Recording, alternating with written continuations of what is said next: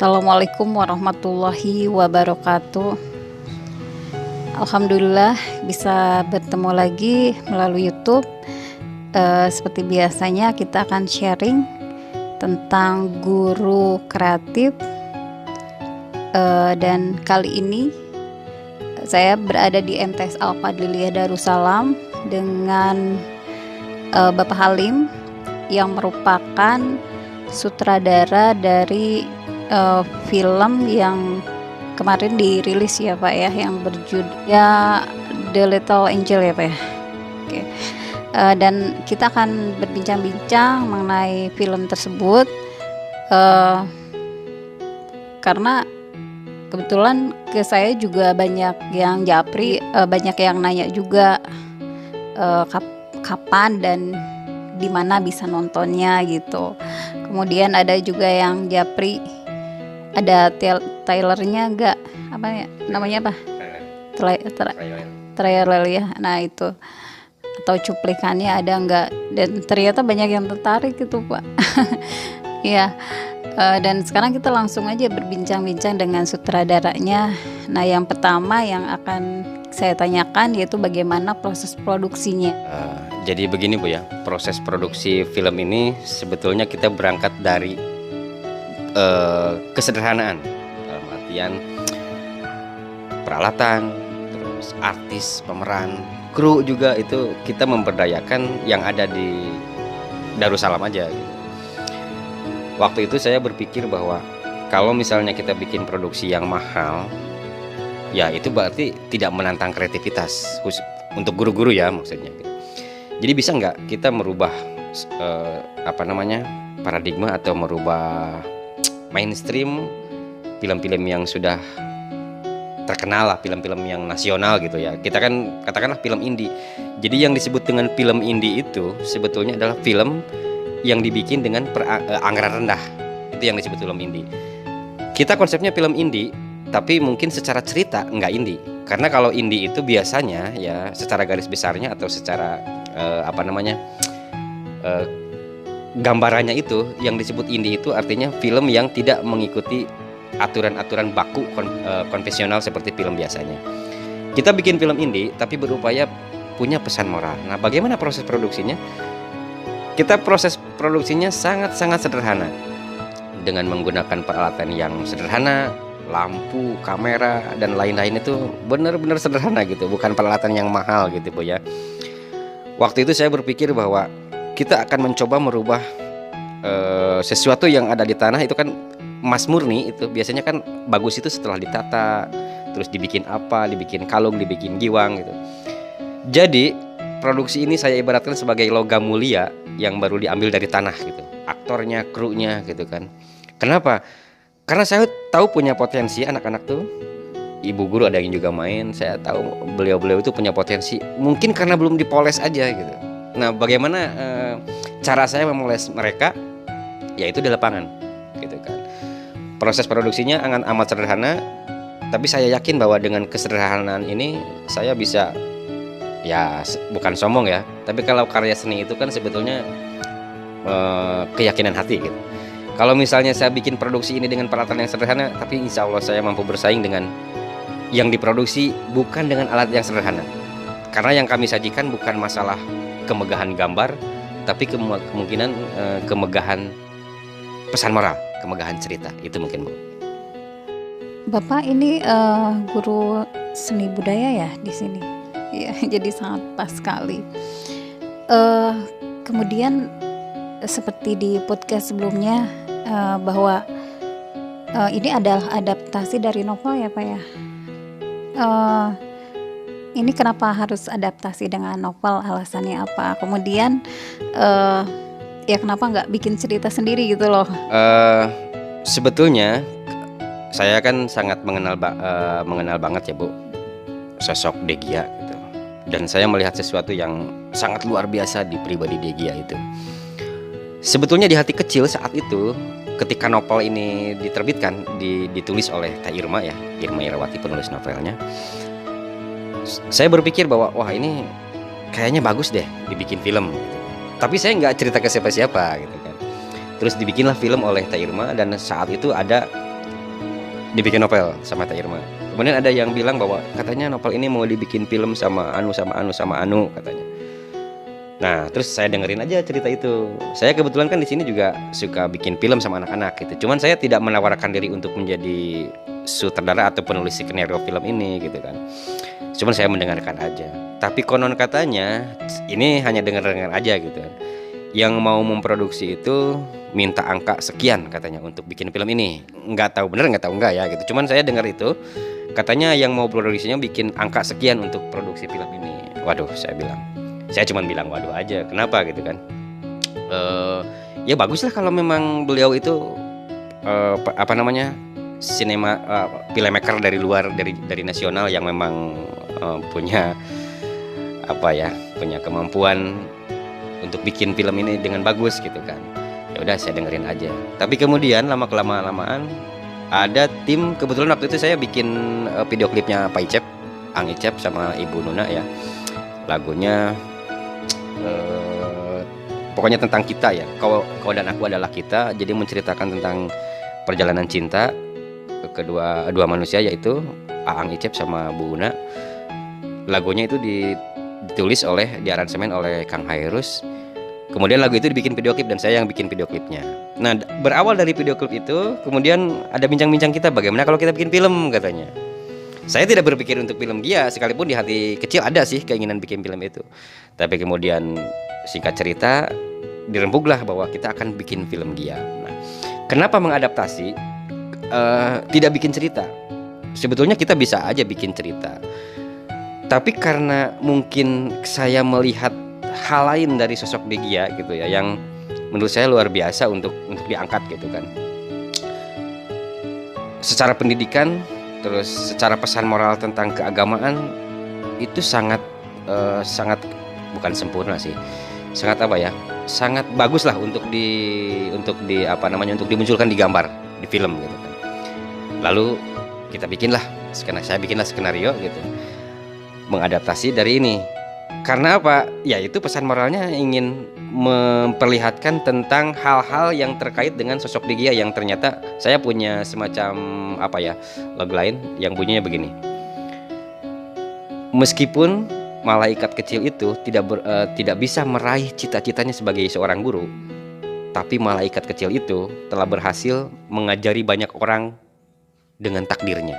Artinya dengan sosok Gia itu, Gia tidak mendikte orang-orang untuk berbuat A, B, dan C dan sebagainya, berbuat kebaikan, tapi dengan cara almarhumah itu hidup, orang bisa belajar dari situ tentang kesabaran, tentang ketabahan, tentang cara menghormati orang, tentang memaafkan orang itu seperti apa gitu, terus tentang mengasihani orang itu seperti apa gitu, tentang berbuat sesuatu dan percaya bahwa Allah itu akan membalasnya, tentang berbuat sesuatu bahwa manusia itu tidak diwajibkan untuk berharap akan dibalas, tapi biar Allah yang membalasnya.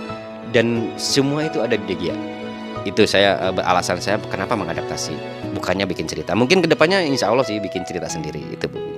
Perlu diketahui bahwa Gia ini merupakan anak keempat ya, anak keempat atau putri keempat dari Bapak Kiai Haji Fadil Yani Ayun Nusamsi dan Ibu Dr.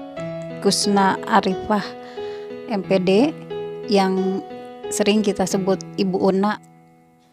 Nah itu tadi berarti ya dari tingkat tadi kan dari adaptasi novel ya Pak. Ada tingkat kesulitan nggak kalau adaptasi dari novel itu? Seorang profesor Amerika ya yang mumpuni di bidang penulisan skenario dan menjadi konsultan para penulis film-film Hollywood berkata seperti ini. Membuat skenario itu sulit, tapi lebih sulit lagi adalah membuat skenario yang mengadaptasi dari novel atau dari hal lain. Dan paling sulit lagi adalah mengadaptasi dari novel yang novelnya kisah nyata. Nah inilah gitu. Kenapa seperti itu? Kalau bikin cerita ya, sekalipun bukan hanya ngarang-ngarang gitu ya. Ya mungkin kita imajinasi kita yang jalan gitu. Ketika bikin skenario misalnya saya tentang A, tentang B, tentang sosok A, tentang sosok B, itu kan kita tinggal mengarang aja gitu, mainkan imajinasi. Kemudian suatu saat kalau mau diproduksi tinggal ngobrol sama produser. Tapi kalau misalnya adaptasi, kita kan juga harus menghormati pengarang novelnya, Terus juga harus menghargai kisah nyatanya. Artinya jangan dibikin melenceng gitu. Tapi di sisi lain sebagai filmmaker, sebagai sineas lah katakanlah ya, sekalipun sineasnya di kampung saya gitu kan, itu kan kita harus memperlihatkan estetika film gitu. Bagaimana caranya estetika filmnya tidak mengganggu keseluruhan cerita novel dan tidak mengingkari keberadaan atau kenyataan kisah hidup yang ada. Kalau misalnya ya sekalipun secara jujur saya ketika ditanya kenapa ada adegan mimpi katanya, kata teman-teman, kenapa tidak sesuai dengan novelnya asli? Kalau misalnya saya harus taat banget dengan novel yang asli, aduh repot.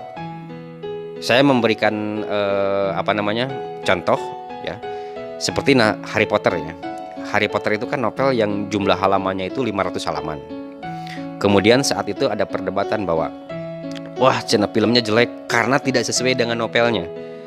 Terus si penulis skenario bilang begini, bayangkan kalau film ini benar-benar mirip novel aslinya, berarti kan harus 500 jam. Karena 500 menit. Karena ukuran skenario itu 1 menit itu, 1 halaman itu adalah 1 menit di film. Makanya ngadaptasi itu bukan permasalahan memotong-memotong, bukan permasalahan merangkum cerita, tapi bagaimana caranya tambal sulam. Jadi kalau misalnya, tapi masih logis, misalnya seperti ini Bu. Di Degia itu ada cerita misalnya Degia ngasih tas ke seorang temannya, namanya Fanny kalau di novelnya. Tapi di sana itu Degia cuma ngasih aja. Artinya Degia itu mungkin kasihan kepada Fanny yang sudah tidak memiliki tas. Tetapi di film itu kan harus ada sebab akibat. Kenapa Degia memberikan tas? Dan kenapa Fanny yang diberikan tas, bukan orang lain gitu kan. Nah saya bikin hukum kausalnya, bikin sebab akibatnya seperti ini. Rani itu adalah seorang anak yang yatim dalam cerita film, bukan di novel ya. Kalau di novel kan cuma Degia ngasih aja. Tapi kalau di film saya dibikin sebab akibatnya. Misalnya Rani itu seorang anak yang yatim, dia sering dijahili oleh sama si Ucup. Nah tasnya si Rani itu dibawa sama si Ucup. Dan ketika Degia ingin merebut tas itu, kejadiannya di rel. Dan mereka hampir ketabrak kereta gitu kan. Akhirnya tasnya rusak. Di sana Degia berpikir, wah saya harus memberikan tas nih kepada Rani. Kasihan nih Rani, kata Degia gitu. Dan Degia itu saat itu nggak mau bilang sama orang tuanya bahwa dia ingin memberikan tas, tapi dia benar punya tabungan punya celengan lah ya gitu kan. Akhirnya dia membongkar celengan itu dan dia membelikan tas buat Rani. Itu adalah kebaikan Degia. Tapi di film itu tidak boleh ada hal yang tiba-tiba. Nggak boleh kalau di film, aturannya begitu. Jadi kalau di film itu kalau ada A, kalau ada B harus ada A. Jadi jangan tiba-tiba begini, harus ada sebabnya kenapa dia begitu seperti itu gitu. Kemudian ada adegan mimpi. Di sana ada adegan mimpi, ada seorang kakek memberikan novel kepada Degia gitu kan. Terus ada yang nanya, ini beneran mimpi Degia? Wah, saya bilang benar atau enggak ya gitu kan. Karena begini, dalam kehidupan seseorang, sekali senyata-nyatanya tuh film, pasti ada hal lain yang dibikin oleh sutradara. Artinya gini, tetapi hal adegan yang dibikin itu tidak bertolak belakang dengan, artinya tidak terlalu berseberangan dengan kisah aslinya. Ketika saya menghadirkan mimpi itu, pernah nggak kamu mewawancari Degia? Mungkin saja Degia pernah mimpi. Karena biasanya hal-hal yang menakutkan, hal yang menyedihkan biasanya ke bawah mimpi.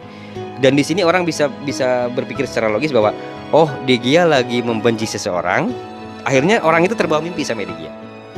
Itu murni karangan, tapi saya pikir bisa aja itu terjadi di Degia.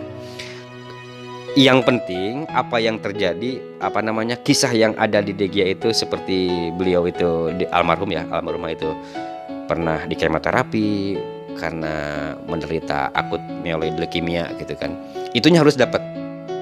Tapi kalau yang lain-lainnya adegan tambahan lain, ya itu sekalipun tambahan, tapi saya pikir itu logis dan mungkin saja itu terjadi. Terus ada lagi adegan pembegalan ke Pak Icep. Di sini dalam rangka saya memperlihatkan bahwa Pak Icep itu ternyata bukan cuma seorang dokter, bukan cuma seorang dosen, tapi beliau ini adalah seorang guru bela diri juga, Bu. Nah, bagaimana caranya saya memperkenalkan bahwa Bu Nuna sebagai pemberani, Pak Icep sebagai sosok yang punya ilmu bela diri, saslarida namanya di sini. Ilmu bela diri, ya orang kan harus tahu, bener nggak Pak Icep punya saslarida, dimunculkan di film. Nah, cara memunculkannya itu ya tentu saya harus menghadirkan sebab dan akibatnya. Mungkin seperti itu, Bu. Kemudian untuk pemainnya itu kan dari sini semua ya, maksudnya nggak ada yang dari ibu kota ya. Berarti relatif masih baru lah di dunia perfilman ya. Seperti kemarin juga saya wawancara itu pemeran ibu Dr. Nona itu awalnya nggak mau gitu ya, karena nggak pernah terlibat di perfilman sebelumnya. Tapi karena dorongan bapak, diantaranya dorongan bapak juga, akhirnya beliau mau. Nah, tingkat kesulitan dalam ya intinya memakai artis-artis yang bisa dikatakan baru lah ya, itu seperti apa sampai akhirnya semuanya percaya diri gitu loh, dari baru, bahkan ada yang mungkin belum pernah sama sekali mungkin ya. Kalau yang orang teater mungkin udah ada latihan gitu, tapi kalau yang baru sama sekali gitu, nggak pernah main di perfilman, tapi tiba-tiba ya akhirnya jadi percaya diri gitu. Bagaimana tingkat kesulitannya? Memang sulit, tapi saya rasa itu tidak terlalu sulit, karena memang tugas sutradara itu bukan cuman meramu adegan, bukan cuman menerjemahkan skenario ke dalam gambar ya. Karena tugas sutradara juga adalah bagaimana caranya mendekati psikologi si pemain, si aktor gitu kan. Dan kadang-kadang itu feeling aja mungkin ya. Sutradara itu kadang-kadang begini, dia pasti bisa main nih, saya yakin bisa. Dan sutradara itu kadang-kadang punya keyakinan yang di luar nalar ya, di luar orang tuh memang sulit dijangkau dengan akal. Cuman kadang-kadang itu semua mungkin ya, seorang sutradara itu kadang-kadang punya feeling yang dia merasa nih, ini pasti dia bisa main, saya yakin bisa. Dan sutradara itu kadang-kadang punya keyakinan yang di luar nalar ya, di luar orang tuh memang sulit dijangkau dengan akal. Cuman kadang-kadang itu semua mungkin ya, seorang sutradara itu kadang-kadang punya feeling yang dia merasa nih, ini pasti dia bisa main. Jadi saya merasa yakin aja saat itu. Kayak peran Bu Nuna, ini dengan latarnya hanya pengajar gitu kan lah. Ngajar juga kan acting. Saya pikir kalau ditata, kalau dipola ya gampang aja gitu kan. Apalagi anak-anak yang sudah pernah belajar main teater, bagaimana cara diksi, artikulasi gitu, terus power ketika mengucarakan dialog gitu. Dan tugas sutradara yang sulit tapi tidak terlalu sulit, karena pendekatannya itu kan ya secara psikologi gitu. Kita apa sih sebetulnya, saya bilang gini, ibu tidak harus jadi Ibu Una. Ibu hanya melihat Ibu Una itu seperti apa, karakternya seperti apa. Jangan meniru. Jadilah diri ibu, tapi orang bisa merasa bahwa itulah Ibu Una. Artinya ada sesuatu hal yang di pribadi Ibu Una itu ibu tiru. Tapi jangan seluruhnya niru, karena itu nggak bisa, nggak mungkin. Karena tugas seorang aktor itu bukan menjadi, tapi berperan, memerankan, bukan menjadi. Kalau menjadi itu sulit banget, tidak akan gitu. Nah, paling kesulitannya seperti ini, menghadapi pemain yang moody ya, mudan Bu. Kadang-kadang, nah ini kita harus maklum. Apalagi kesulitannya itu adalah bagaimana kita beradaptasi dengan jadwal belajar anak-anak. Ini sampai 3 tahun Bu prosesnya. Ketika ditanya kenapa sih lama-lama banget, saya sulit menjelaskannya. Lamanya itu misalnya seperti ini. Misalnya kita lagi proses syuting, tiba-tiba, "Pak, besok ulangan, Pak." Ya, saya sebagai guru juga harus maklum. Ya udah, kamu menghafal dulu, syutingnya nanti lagi. Dan itu sulit karena adegan yang hari ini disyutingkan itu harus sama dengan besok tuh. Misalnya tiba-tiba anak yang hari ini syuting belum selesai nih, ada adegan misalnya di rel kereta api, rambutnya itu masih gondrong. Tiba-tiba besoknya dia gundul. "Pak, kenapa kamu gundul?" "Di gundulan Pak, kamu melanggar." Aduh, ini adegan harus diulang lagi. Kalau misalnya tadi gundul di rel, kamu pergi ke ruang guru kemudian jadi botak, waduh ini jadi nggak nyambung cerita. Akhirnya diulang lagi ceritanya, itu kesulitannya. Kemudian krunya mahasiswa ya, tiba-tiba lagi syuting, tiba-tiba, "Pak, saya harus ke KN nih sebulan." Blang, kita break syuting gitu kan. Udahlah, saya sabar aja. Ya udah, kata Angece tuh, ya udah sabar aja katanya. Ini namanya juga kan film di pesantren seperti ini. Belum juga lah jadwal ngaji. Misalnya kita nggak mau ngambil adegan sore Bun ya. Adegan sore itu kan saat-saat bikin film yang bagus itu adalah dari jam 7 pagi atau dari subuh sampai jam 10 siang. Karena cahaya matahari ya. Dan kalau sore adalah dari jam 2 sampai maghrib. Dan kalau misalnya kita mau ngambil gambar tuh sore hari itu sulit karena anak-anak mengaji. Dan kalau mengambil adegan malam sulit lagi karena anak-anak mengaji sampai jam 9. Aduh, ini bagaimana? Ya udahlah, kita akalin aja, akhirnya anak-anak dengan susah payahnya beres mengaji langsung syuting sampai tengah malam, Bu. Apalagi kalau adegan-adegannya adegan yang di luar gitu, outdoor. Itu sangat bikin kasihan lah anak-anaknya. Tapi alhamdulillah, insya Allah dari kerumitan itu, dari kesulitan itu akan menghasilkan karya yang diterima masyarakat. Itu mungkin, Bu. Bicara masalah feeling, berarti ada orang-orang yang sebenarnya dia punya potensi tapi nggak menyadari gitu ya, seperti itu. Nah, itu feelingnya sutradara nih, orang sebenarnya bisa, cuman ya orangnya sendiri nggak nyadar kalau dia tuh sebenarnya punya potensi gitu ya. Nah, terus di film ini tentunya banyak pesan moral ya, Pak ya. Boleh diceritakan nih pesan moralnya? Pesan moral itu yang paling intinya ya, dalam film itu ada yang disebut dengan pesan moral secara mayor dan pesan moral secara minor. Mungkin kalau secara mayornya itu adalah pesan terbesarnya itu adalah bagaimana cara hidup ikhlas itu gitu kan. Itu keikhlasan ya sebetulnya bagi saya, ikhlas terus menerima apa adanya. Tapi pesan yang lain-lainnya itu bahwa yang disebut ikhlas itu sebetulnya bukan hanya menerima begitu saja. Dia tetap berjuang, akhirnya kan kita serahkan kepada Allah apapun yang terjadi gitu. Kemudian pesan yang lainnya adalah ketika seseorang mempunyai cita-cita gitu kan, mungkin secara secara alamiahnya atau secara nyatanya itu cita-cita yang benar-benar secara bukan verbal,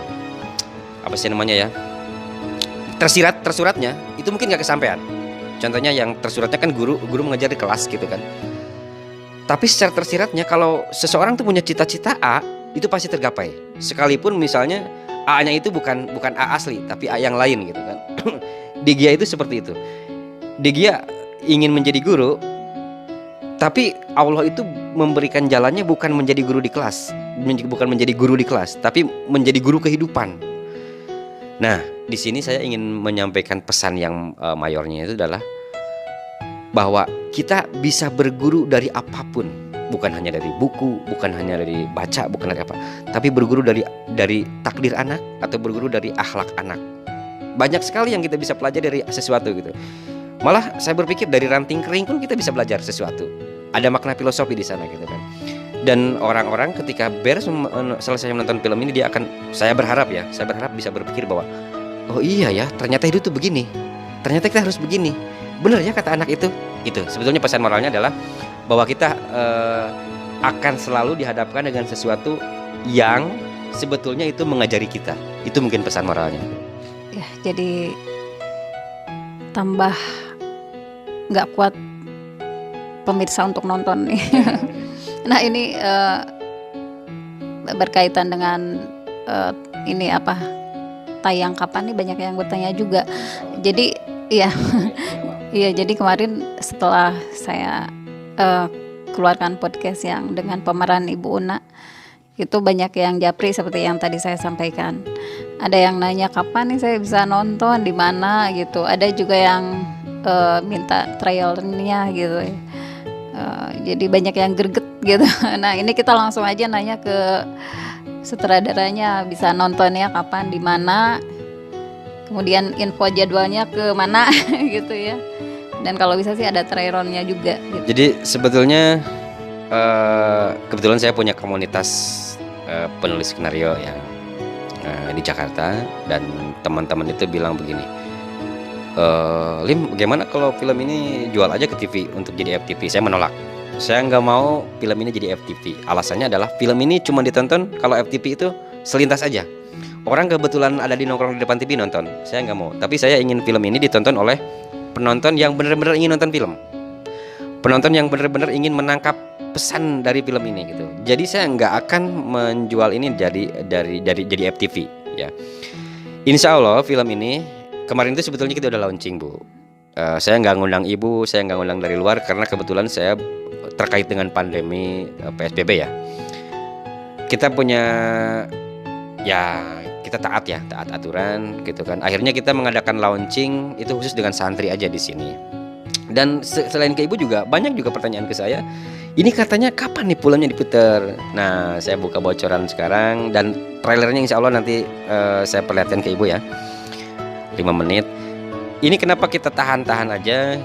Sebetulnya nanti ada konsep seperti ini. Di Darussalam itu ada gedung kesenian mini teater ya, dan kita akan setting sebagai bioskop. Kapasitas penontonnya itu 100 orang gedung itu. Tapi kita akan bikin jadi 50 orang. Nanti itu insya Allah awal Juli penontonnya itu per sesi. Misalnya seharian kita tuh muter film ini seharian. Misalnya dari jam 8 sampai jam 10. Itu misalnya penontonnya dari undangan dari Dinas Anu, dari jam 10 sampai jam sekian dari Dinas Anu, dari luar dari mana. Insya Allah awal Juli ini udah bisa tayang. Kemungkinan nanti kita roadshow.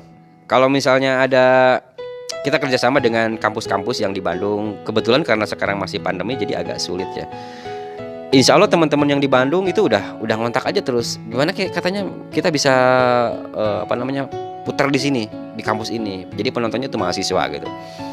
Dan ada lagi guru-guru dari SD, dari SMP gitu. SMP teman-teman katanya udah aja putar di sekolah saya. Masalah tiketnya gampang katanya gini. Wah udahlah. Insya Allah ini awal Juli besok itu ya hari Selasa Bu kita akan briefing, akan musyawarah tentang kapan hari H-nya kita akan mulai menayangkan full movie-nya ya, film full-nya. Durasinya kan 1,5 jam ya. Sementara trailer yang kemarin diputar itu 28 menit. Itu sebetulnya trailer terpanjang sepanjang sejarah perfilman karena yang namanya trailer biasanya cuma 5 menit ya. Tapi karena kita ingin menyuguhi kado buat santri yang mau keluar tuh kelas 9 sama kelas 12 ya kita putar film itu. Sambil bilang berdosa karena katanya bikin menangis orang. Itu bukan tujuan saya bikin menangis gitu. Karena saya ingin mencoba menghanyutkan perasaan si pemeran aja. Tapi kalau kemudian penontonnya merasa terhanyut, ya alhamdulillah berarti kan film ini mungkin kena ya gitu kan. Itu Bu ya. Insya Allah awal Juli Bu, awal Juli kita udah mulai diagendakan penayangan full movie-nya, diputar filmnya gitu. Mungkin gak sehari 2 hari, mungkin bisa berhari-hari gitu ya. Nanti kita juga kasih tahu ke Ibu. Ditunggu informasinya ya Pak ya. Nah kemudian ini terkait dengan tugas sebagai guru seni budaya. Ada inspirasi nggak untuk guru-guru seni budaya di luar sana mungkin yang terkait dengan perfilman? Bisa di-sharingkan. Pertama-tama begini. Sebetulnya kan motivasi saya bikin film itu adalah dalam rangka mengadaptasi eskul teater gitu ya. Di pesantren Darussalam itu kan sangat padat jadwal mengajinya Bu, jadwal mengajinya. Sementara kalau latihan teater itu kan nggak bisa sehari 2 hari. Kita akan pentas 1 jam misalnya bulan depan. Kita harus latihan nih tiap hari gitu kan. Nah sementara di pesantren jadwalnya saya harus menghormati jadwal pesantren. Duhur mengaji, asar mengaji, maghrib mengaji. Waduh nggak ada buat waktu buat latihan. Artinya akhirnya kita bikin siasat aja. Yaudah kita bikin film. Kalau bikin film kan syutingnya bisa kapan aja. Kita nyuri-nyuri waktu. Nah mungkin bukan pesan ya, mungkin buat guru-guru, mungkin hanya mengetuk hati aja. Ternyata mungkin di sekolah bapak-bapak guru, ibu guru sekalian di sekolah MTS khususnya ya, di tingkatan SMP itu banyak sekali potensi anak yang kasihan kalau dibiarkan terlena begitu saja gitu kan. Mereka aktif dengan TikTok kan, mereka aktif dengan acting yang ya nggak ada faedahnya gitu kan. Jadi mungkin menurut saya begini, salurkan aja bakat-bakat anak-anak itu, apalagi yang punya eskul teater di sekolahnya ya. Film itu, kalau teater itu kan biasanya hanya dinikmati oleh kalangan terbatas gitu. Tapi kalau film kan kita bisa share di YouTube gitu kan. Terus punya kebanggaan juga buat anak. Dan kalau misalnya anak diarahkan ke situ, siapa tahu anak ini berpotensi. Karena ada kalanya gini, ada kalanya anak yang cenderung kelihatannya nakal nih. Sebetulnya tuh dia nyari perhatian bagi saya ya, nyari perhatian. Caranya adalah salurkan. Itu saya banyak menemukan hal Bu. Anak-anak yang nakal, saya cari nih, kenapa nih anak nakal ini, maksudnya jahil dan sebagainya. Ternyata dia ingin main musik. Ya udah, kita salurkan ke musik. Ada juga yang ternyata jahil terus dia suka ngacting, cari perhatian di orang. Saya ajak, kamu main teater sini. Ternyata dia memang berbakat main teater. Nah, jadi pesan saya mungkin buat Bapak Ibu guru sekalian, ayolah berkarya berkarya di film gitu. Karena film itu jangan takut dengan peralatan yang yang mengatakan bahwa bikin film itu mahal dan sebagainya. Enggak. Bikin pakai HP pun bisa bikin film, Bu. Gitu kan. Kita berpikirnya jangan rumit. Kita cuman berkarya. Ini dongeng sedikit, Bu ya. Maaf ya, dongeng sedikit. Di Amerika itu kalau nggak salah filmnya Yupon in Mexico, apalagi judulnya. Cuman ceritanya begini. Ada seorang anak petani kaya maksudnya. Jadi ada seseorang yang punya pertanian luas sekali di Amerika gitu kan. Anaknya itu suka bikin film. Dia punya handycam, Bu. Nah, si anaknya itu dia bikin film aja, si karyawan bapaknya itu di film sama dia, dibikin film. Tapi dia bilang jangan bilang cerita sama bapak ya gitu. Jadi dia bikin film sama petani-petani itu gitu. Dia edit sendiri, dia pakai musik, lalu dia produksikan film itu. Suatu saat film itu ditonton oleh produser. Dan kemudian dipanggillah tuh si anak itu yang kreatif bikin film tuh. Artisnya diganti, terus jadi artis internasional ya, artis Hollywood gitu. Terus settingnya diganti, tapi sutradaranya tetap dia. Artinya gini, karya yang kita bikin sekarang itu kemudian mungkin tidak memberikan efek wah dalam saat ini, ya. Tapi mungkin di masa depan orang bisa melihatnya. Begitupun santri atau murid yang kita ajak bermain film nih, mungkin sekarang itu biasa-biasa aja ketika ditampilkan di YouTube. Tapi suatu saat bisa aja ada orang atau ada pihak lain yang melihat acting anak itu. Dan saya yakin ini menjadi pengalaman buat anak-anak, buat murid ya. Daripada sekarang kan udah ya gadget itu kan sudah lumrah gitu mengganggu. Coba salurkan ke hal yang beginian. Sekalipun anak tuh nonton lihat HP, tapi dia lihat kualitas temannya acting, dia terpacu lagi untuk aku juga ingin bisa acting nih, kayak seperti ini. Jadi pesannya adalah Yuki berkarya gitu kan. Apalagi yang punya minat karya film, jangan takut dengan masalah modal, biaya, peralatan. Lah itu mah nomor sekian. Saya pikir kalau kita memang serius berkarya, alat yang sederhana pun itu bisa menjadi sesuatu.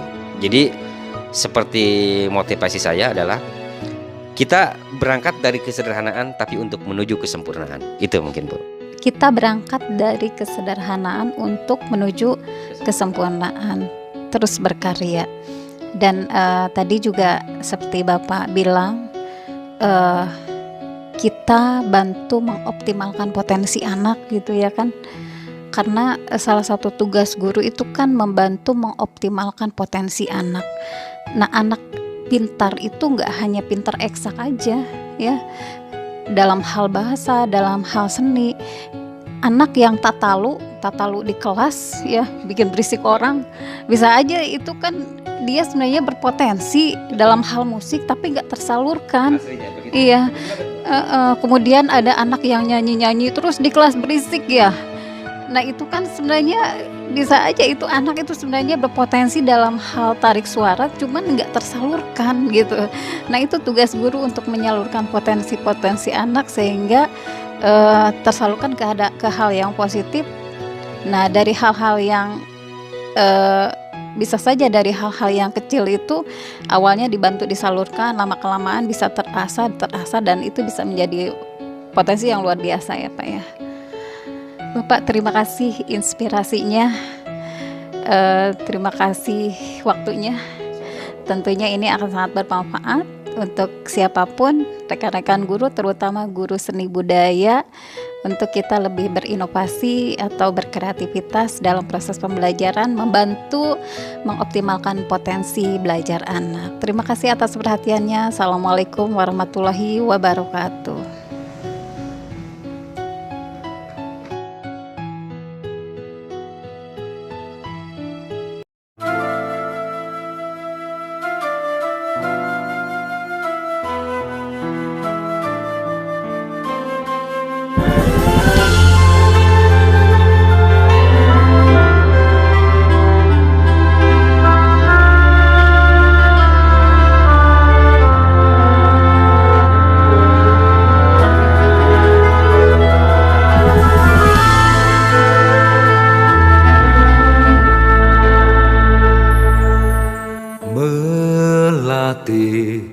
Putih berseri, senyum nan menawan hati. melawan sakit mendera, namun kau selalu tabah.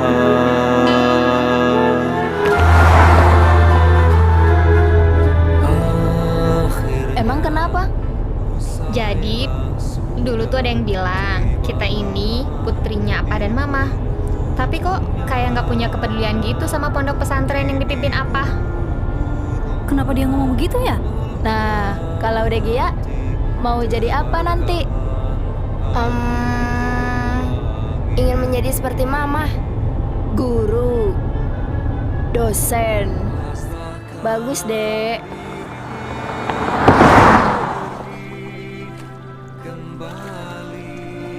Ada pepatah yang mengatakan, hiduplah kamu bagai air yang mengalir. Terus, Kalau gitu, manusia cuma harus pasrah aja. Mengikuti jalan kehidupan yang sudah dirancang oleh Tuhan.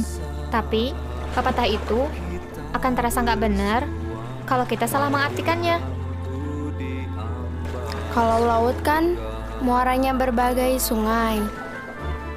Air dari sungai semuanya mengalir ke laut. Betul. Kalau danau, Meskipun tidak mendapatkan gelar seperti para pejuang kemerdekaan, guru juga pantas dipuji atas jasanya mengusir kebodohan. Bagus sekali, tepuk tangan untuk Gia dan Nita.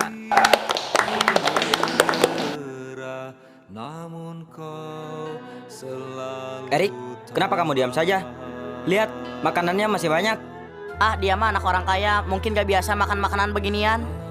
Kasihan si Rani, mungkin maknya sengaja ngebelin ini biar dia nggak usah jajan di sekolah. Apalagi yang dilakukannya padamu. Dia mendorongku di depan meja ini. Dia pergi membawa tasku. Sini! Tidak. Harum mewangi. Tidak bisa. Pasrahkan dirimu pergi kembali ke ilahi Rabbi. Kirimkan selaksa doa, moga bahagia kau. Tadi Gia bilang, aku tak perlu belajar bola voli karena aku tak ingin menjadi atlet voli. Begitu kata Gia, Pak. Benar, dia bilang seperti itu? Iya benar, Pak.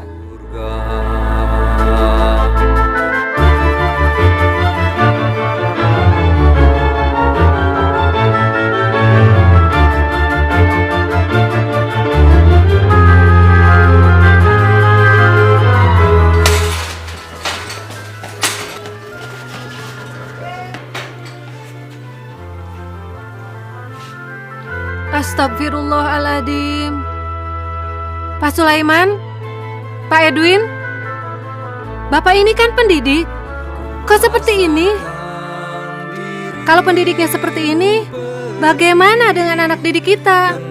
Jadi maaf sebelumnya Pak, bahwa dari hasil pemeriksaan Ananda Nazila Apregia Reigana ini menderita akut myeloid leukemia. Ma, Pa, gak boleh sedih.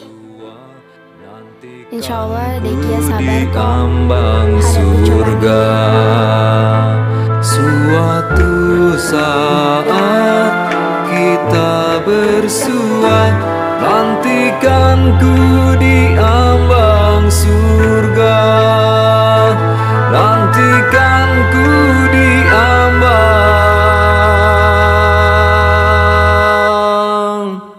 surga.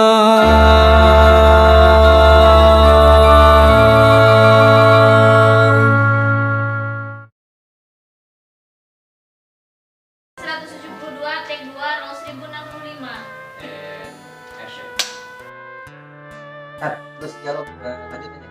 Lanjut kamu. Lanjut kamera. Zat. Oh, dari kamera. Nah, itu terus berantem. Nah, Itu ngelok kan, sekarang kan gini.